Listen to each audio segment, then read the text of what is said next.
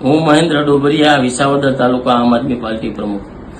જ્યારથી ગોપાલભાઈ ઇટાલિયાનું નામ આમ આદમી પાર્ટીના ઉમેદવાર તરીકે વિસાવદરમાં જાહેર થયું છે, ત્યારથી છેલ્લા 4 મહિનાથી એમની સાથે રાત દિવસ જોયા વગર કામ કરી રહ્યા છીએ.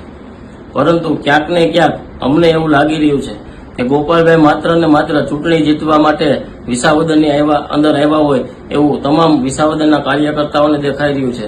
અત્યારે હાલ વિસાવદરના 50%થી વધુ કાર્યકર્તાઓ નારાજ છે, નિષ્ક્રિય થઈ ગયા છે.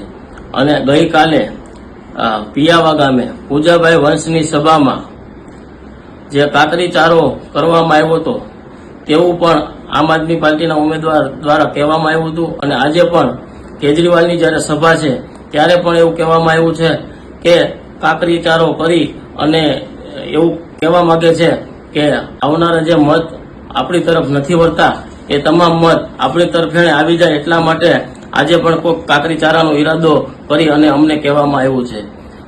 અને આ ચૂંટણીનું ફંડ પંજાબથી આવી રહ્યું છે.